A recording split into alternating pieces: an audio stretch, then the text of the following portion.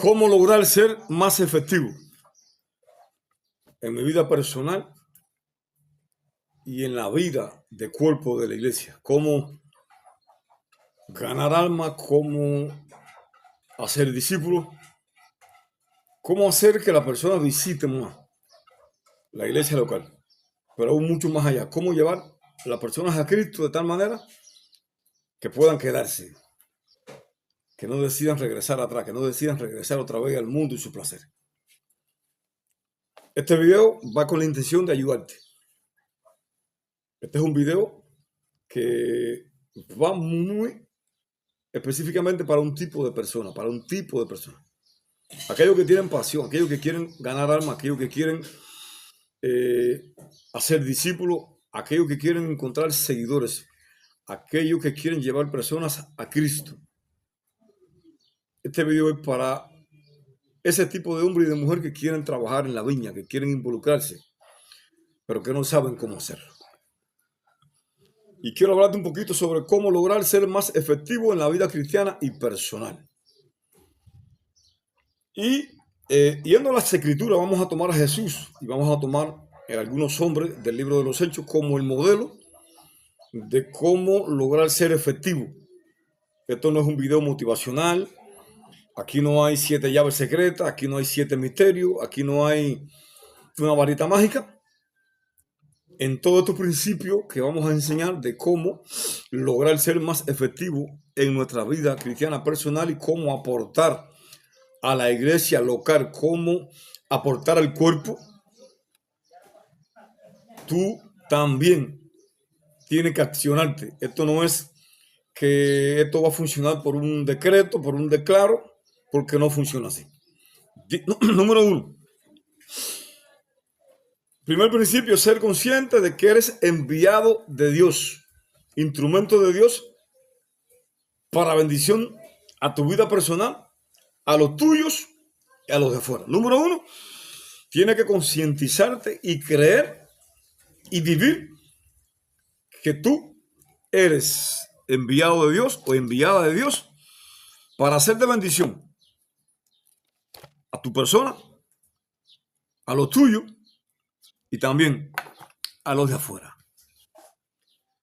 Hasta que no nos concienticemos de que no somos uno más del montón, hasta que no nos concienticemos de que Dios nos escogió para sentarnos en una banca y calentar un banco, hasta que no nos concienticemos de que Dios nos capacitó, nos quiere capacitar, nos ha dado herramientas, nos dio dones y nos dio un llamado para así lograr ser más efectivo en el cuerpo de Cristo. Jesús decía, yo no hago nada por mi propia cuenta.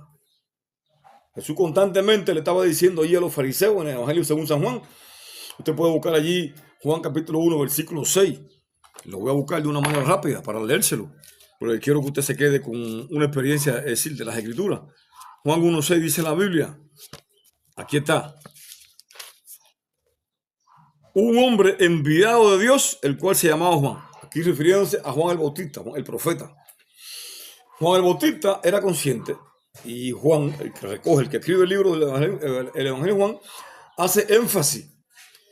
Porque Juan necesitaba que sus lectores y receptores, muchos de ellos judíos y griegos, y que todo el que iba a leer este Evangelio entendiera de que lo que había acontecido, lo que había registrado en este libro, no era casualidad, no era una novela, no era un libro más de filosofía, porque la filosofía griega predominaba en esa cultura. Juan está tratando de hacer ver, creer y entender a sus lectores de que todos los personajes que aquí aparecían eran instrumentos, eran enviados, habían sido enviados y escogidos por Dios. Y Juan, hablando, refiriéndose al profeta, Juan le dice que era un enviado de Dios. Dice la Biblia, en Juan capítulo 1, verso 33, la Biblia también dice, y yo no le conocía, pero el que me envió a bautizar con agua, es decir, Juan hablando, describiendo, de que lo que él estaba, ese bautismo que él estaba haciendo había sido ya establecido, ordenado por el Padre. Notemos, número 1, si tú no te concientizas con que tú eres un enviado, no tiene que ser pastor, no tiene que ser apóstol. Cada miembro de la iglesia, del cuerpo de Cristo, es un enviado, es un instrumento de Dios para la expansión del reino, para hacer de bendición a su propia vida personal, a los suyos, a los de su casa y a los de afuera. Y en Juan 3:28 dice la Biblia: vosotros mismos me sois testigos de que dije, yo no soy el Cristo, sino que soy enviado delante de él. Juan no quería robarse el show, no quería robarle el show a Jesús, y él siempre estaba aclarando esto. En otras palabras, no se trata de mí, se trata de aquel por el cual yo he sido enviado a preparar el camino. En Juan 5:17 dice en la Biblia: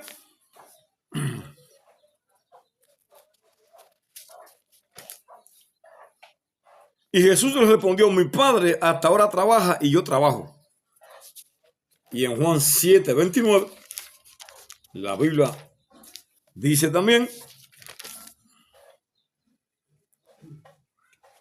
pero yo le conozco porque de él procedo y él me envió. Jesús ya refiriéndose a su persona, como el apóstol, como el profeta, como el futuro rey.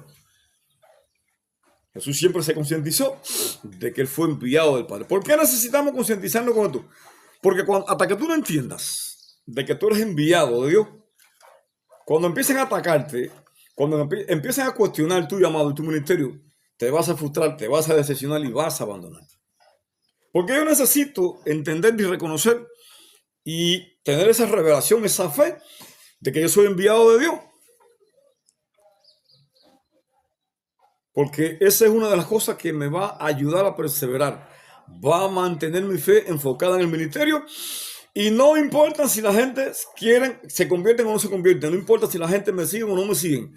Como yo sé que soy enviado de Dios, a la corta o a la larga, yo voy a ver resultados en mi llamado. Segundo principio, vamos a ser más efectivos para nosotros y para los demás, edificando una vida de oración perseverante. Mateo capítulo 14, versículo 23, Jesús se apartaba a orar aparte. Juan 1:35, Marco 1:35, dice la Biblia. Aquí está. Marco 1:35 dice la Biblia: y levantándose muy de mañana, siendo aún muy oscuro, salió y se fue a un lugar desierto y allí oraba. Y usted va a encontrar en todos los evangelios esa frase del maestro. Y se levantaba muy de temprano, muy de mañana. Otras versiones dicen aún muy oscuro y se iba a lugares desiertos a orar. Porque la oración es necesaria. La oración es el catalizador que nos va a ayudar a ser mucho más efectivo tanto en mi vida personal para con lo mío como para lo de afuera. ¿Por qué? Porque es a través de la oración que Dios se revela a tu vida. Es a través de la oración que Dios te trae iluminación. Es a través de la oración que Dios te da dirección, que Dios te ayuda a planificarte, a proyectarte por la guianza de su palabra y del Espíritu de Dios. Si tú no tienes una vida de oración, nunca vas a poder ser efectivo, porque es a través de la oración. Fue a través de la oración que Jehová le dijo a Moisés: ama el tabernáculo de esta manera. Y Jesús decía: yo no hago nada por mi propia cuenta. Yo solamente hago lo que veo que el Padre hace. ¿Cómo Jesús sabía lo que el Padre hace? ¿Cómo Jesús veía lo que el Padre hacía? Cuando él se conectaba, cuando él se levantaba muy temprano, muy de mañana, y se apartaba a aquellos lugares desiertos y iba a orar. Ahí el Padre le traía una revelación de los milagros, las señales, la liberación, o de lo que él tenía que hablar, de cómo él tenía que operar en su ministerio, en su llamado.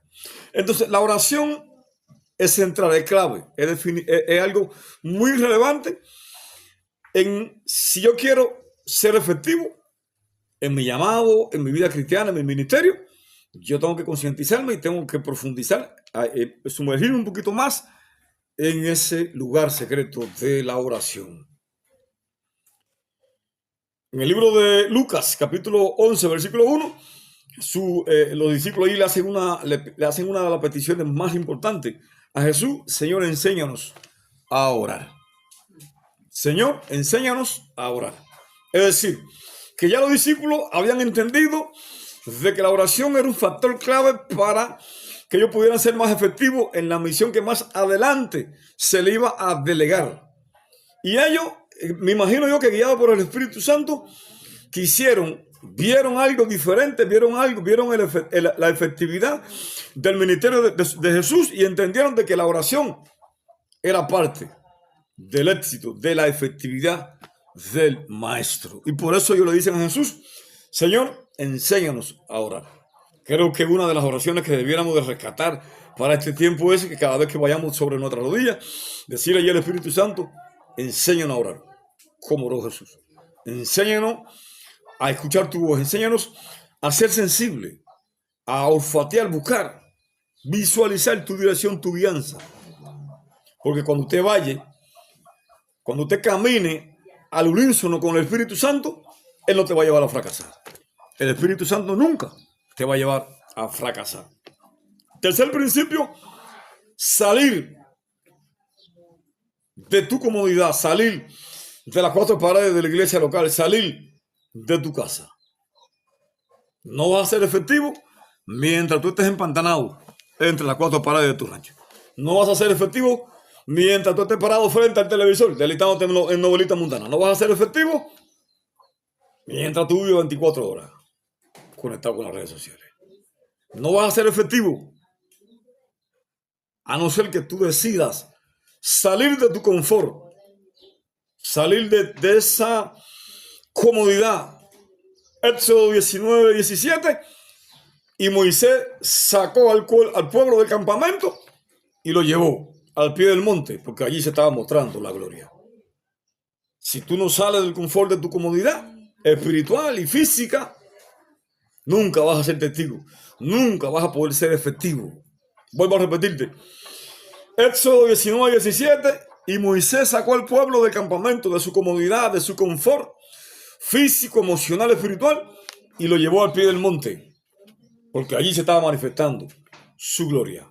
Dios nos envió, Dios nos llamó a que nosotros salgamos nosotros y saquemos a un pueblo que está acomodado allí en la pasividad, en el conformismo y en la apatía del pecado, y lo llevemos allí a la pie al monte de la cruz, para que ellos puedan allí tener un encuentro con la majestuosa gloria del sacrificio del Cordero. Y dice, me llama la atención en este pasaje que yo estoy leyendo: recorría Jesús todas las ciudades y aldeas.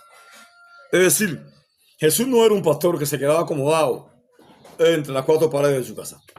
Jesús no vivía montado en un carro, en una oficina. Jesús sabía a qué había venido, y es triste ver lo que hoy en el ámbito pastoral está operando. Los pastores hoy tienen más tendencia a ser oficinistas y se están olvidando de que ellos son llamados y han sido puestos en una viña que hay que trabajarla, hay que romper la tierra, hay que regarla, hay que ararla, hay que procesarla para luego sembrar, cuidar esa siembra y comenzar a cosechar. Y todo esto implica ¿qué cosa? Salir de ese confort, de esa comodidad religiosa y espiritual y ministerial en la que muchos hombres y mujeres de Dios, la iglesia, está envuelta. Y dice la Biblia que Jesús recorría todas las ciudades y aldeas. En otras palabras, tú necesitas salir. ¿Por qué? Porque el salir, eso es lo que va a romper ese cerco de monotonía, de apatía y de inconformismo, de indiferencia religiosa y espiritual en la que tú estás sumergido. El salir es lo que te va a accionar y te va a levantar y te va a sacar de la cama de la comodidad en la que Satanás te ha acostado. El salir es lo que te va a hacer abandonar, renunciar a los entretenimientos pasajeros con los que el enemigo te está reteniendo. Recordemos que todo comienza con el salir, porque el salir trae resultado positivo a la vida del creyente. Miren lo que pasó cuando Jesús salió a recorrer ciudades y aldeas y sanando toda enfermedad y toda dolencia en el pueblo. Y al ver las multitudes, tuvo compasión de ellas, porque estaban desamparadas y como ovejas sin pastor. ¿Cómo tú te vas a identificar? ¿Cómo tú vas a poder orar alineado con el Espíritu Santo por la necesidad de tu comunidad? Por la necesidad de tu vecino cuando tú no te relacionas con la gente, cuando tú no sales a tu comunidad, cuando tú no vas a esos barrios putrefactos donde hay prostitución, lesbianismo, homosexualismo, donde hay violencia, asesinato, droga. Hay una iglesia que no sabe ni dónde está parada. Hablan mucho de esto, hablan mucho de aquello, pero no salen a la calle a chocar con la realidad de la gente. Censuramos a la gente que son malos, que son estos, que son otros, pero no nos metemos en su casa, no vemos cómo viven, no vemos cómo duermen, no vemos cómo comen, cómo se alimentan. Fácil es criticar. Pero Jesús no criticaba, Jesús salía y se identificaba con el dolor del necesitado. Jesús se identificaba con la prostituta, con el alcohólico, con el drogadicto, con la mujer violada, maltratada, con el hombre ladrón, delincuente, con el preso, con el político corrupto, con el incrédulo, con el ateo, con el espiritista, con el santero, con el hechicero, con el bilonguero. Porque al Jesús chocar con esta persona, tenía una revelación de su condición espiritual y había compungión, y esto despertaba compasión en él. Yo no puedo tener sentimientos afectivos hacia nadie cuando yo no me identifico ni sé sus necesidades.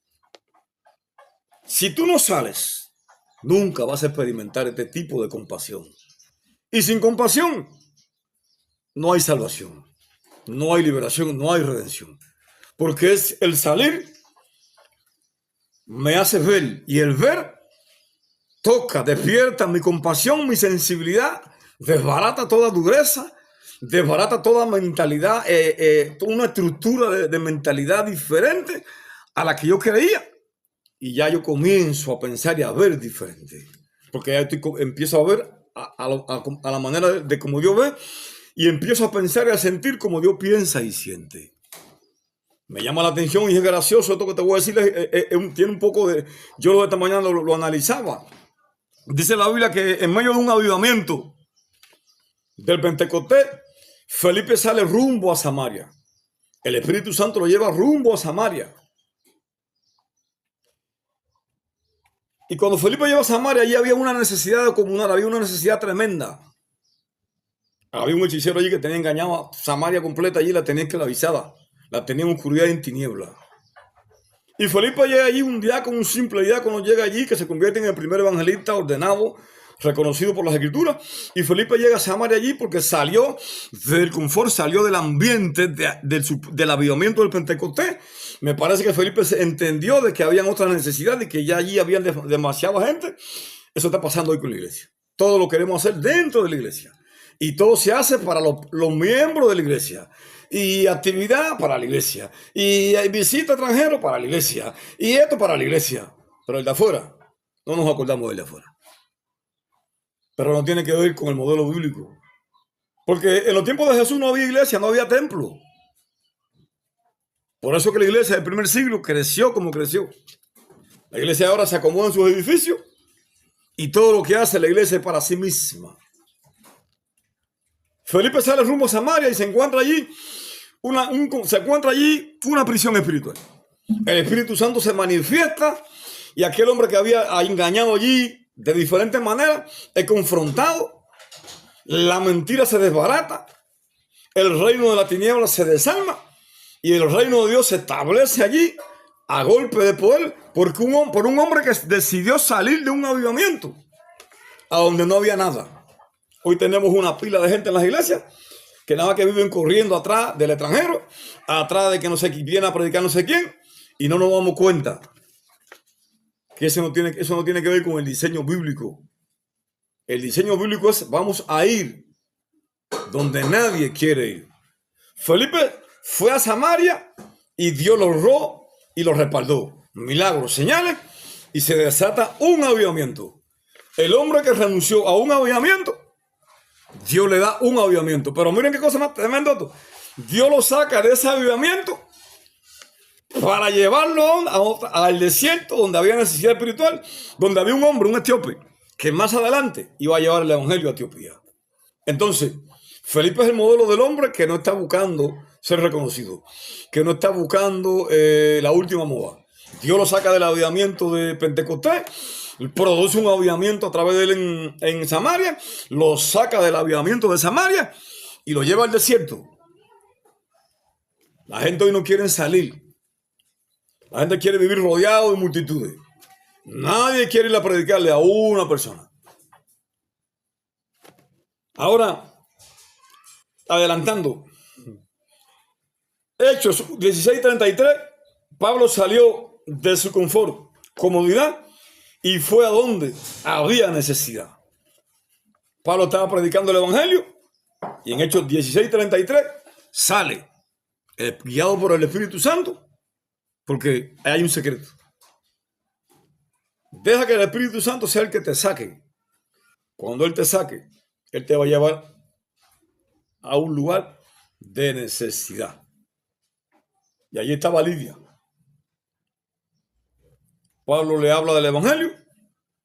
Esta mujer abre su corazón y allí surge la iglesia en esta ciudad. Porque la iglesia del primer siglo salía a predicar el evangelio.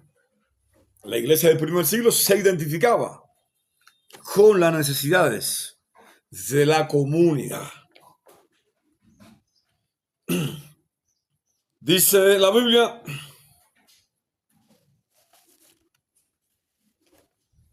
principio número 5, ¿qué predicamos? Soy pentecostal, soy nazareno, soy bautista, soy metodista. La Biblia nos enseña eso. Y dice en la Biblia que Jesús predicaba el evangelio del reino. ¿Y por qué el evangelio del reino? ¿Por qué el evangelio del reino? Porque antes de la venida de Cristo, lo que estaba establecido era el reino de Satanás. Precisamente, evangelio, buenas nuevas del reino. Te está hablando de las buenas noticias del nuevo reino que viene a establecerse. Ese nuevo reino, ese evangelio del reino, viene para destronar el reino de Satanás. Ese evangelio del reino viene para introducirse y extenderse como una levadura. Ese evangelio del reino viene para alumbrar todas las áreas oscuras del pecador, del hombre sin Dios. Ese evangelio del reino viene para romper toda relación del hombre con Satanás y su reino y traer reconciliación del hombre que está separado con Dios. El evangelio del reino habla de liberación, de sanidad, de transformación. El evangelio del reino tiene que ir acompañado de señales, prodigios y milagros. Jesús lo demostró y los apóstoles lo demostraron. No aparece la frase del evangelio del reino por casualidad. Satanás tenía que ser consciente de que ya había llegado otro reino que venía, ¿qué cosa? A destronarlo en la persona de Jesús. Tristemente, cuando salimos a predicar, hablamos de nuestra institución o hablamos de nuestra congregación. Es triste y vergonzoso porque la Biblia no habla de nosotros, se tiene que hablar de Cristo. Cuando yo salgo a evangelizar, yo tengo que tratar de alcanzar personas para Cristo, no para mi iglesia ni para mi institución. Porque ni la iglesia ni la institución salva ni transforma. Cristo es el que transforma, es el que sana, es el que reconcilia, es el que perdona, el que murió en la cruz. Por eso que Felipe salía y predicaba a Cristo. Pablo salió y predicó a Cristo. Tristemente hoy trabajamos para la institución, trabajamos para el pastor, trabajamos para el hombre, trabajamos para la organización. Y por eso es que no somos más efectivos. Porque hay idolatría tanto con la institución como con el hombre. Hay que tener mucho cuidado con eso. Y me llama la atención en Juan, capítulo 4, verso 35. Donde Jesús estaba en Samaria allí y sus discípulos llegan. Y Jesús le dice, he aquí os digo. Esa frase, he aquí os digo, está hablando de nueva dirección espiritual. He aquí os digo. ¿Por qué? Porque los discípulos estaban viendo con la mentalidad terrenal. Aquellos campos que estaban viendo los discípulos allí todavía les faltaba tiempo para la cosecha. Pero ellos siempre mirando desde la perspectiva terrenal y Jesús le estaba hablando de la cosecha espiritual. Porque ya en Samaria se iba a desatar un avivamiento. Y allí Dios le dijo, cuando Jesús le dijo, mirad los campos que ya están listos para la cosecha, no le estaba hablando de los campos de trigo literales, le estaba hablando del campo espiritual que había en Samaria. Ojo con eso. Y más adelante, si usted lee el pasaje completo, usted ve que a través de esta mujer, la samaritana, allí se desata un avivamiento y se desata una cosecha tremenda. Pero los discípulos aún que andaban con Jesús todavía estaban un poquito ciegos espiritualmente hablando. Ahora, Jesús le dice, alzad vuestros ojos y mirad los campos. Los discípulos se pusieron los ojos en los campos de trigo físico. No, Jesús le estaba diciendo, pongan su mirada allí en ese campo de Samaria. Dentro de unos momentos ustedes van a ver cuántas almas se van a salvar ahí. Dice la frase, hacer vuestros ojos y mirar los campos. Ya están blancos para la siega.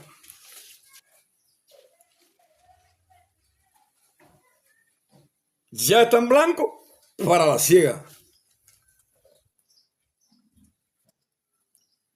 Nosotros decimos que la gente son duros, que la gente no quiere convertirse. No, hermano, no, mentira. La gente no, es un cuento. La Biblia dice que los campos están blancos ya listos para la cosecha. Lo que no hay quien siembre ni quien ciegue. No hay gente para recoger la cosecha y nos justificamos con que la gente son duras, con que la gente son así, son asas, mentiras. Si la iglesia sale, si nosotros los pastores salimos con otra gente a trabajar, la gente se vuelve a Dios. Es más fácil justificar y acusar. No. Jesús lo dice la Biblia. Ya están blancos, ¿para qué? Para la siega. Ahora, me llama la atención y termino con esto. En Colosenses capítulo 3 hay una advertencia. Porque esta frase, alzad vuestros ojos y mirad los campos, me da a entender de que los discípulos tenían puesta la mirada en lo terrenal. Porque cuando a mí me dicen, alza los ojos y mira hacia arriba, es porque yo tengo la cabeza y los ojos dirigidos hacia abajo. Hacia aquello en lo que no lo tengo que tener. Ojo con eso. Entonces, aquí dice este pasaje, Colosenses capítulo 3, versículo 1. Si pues habéis resucitado con Cristo, buscad las cosas de arriba, donde está Cristo sentado a la diestra de Dios. Poned la mira en las cosas de arriba, no en la de la tierra. Conclusión. Los discípulos tenían su mirada puesta en lo terrenal. Por eso que Jesús le dice, alzad vuestros ojos y mirad los campos. Los discípulos estaban enfocados en lo terrenal. Jesús le estaba dando otra dirección, le estaba dando visión. Cambia la visión. No que la gente sea dura. El que trata con la gente es Dios, no eres tú. Tú tienes que pedir, ayuna, ora por ellos, llora, ten compasión, sal. Y Dios se encarga de que ellos regresen. Entonces, si tú no entiendes de que fuiste enviado por Dios, si tú no entiendes de que tienes que edificar una vida de oración perseverante, si tú no entiendes de que tienes que salir, identificarte con la necesidad, si tú no entiendes de que Jesús predicaba el evangelio del reino, si tú no entiendes que necesitas cultivar compasión, si tú no entiendes de que hay mucho trabajo por hacer, a la verdad, la mies es mucha y los obreros son pocos. Espero que todo pueda ser de bendición. Gracias y paz, shalom. Bendiciones.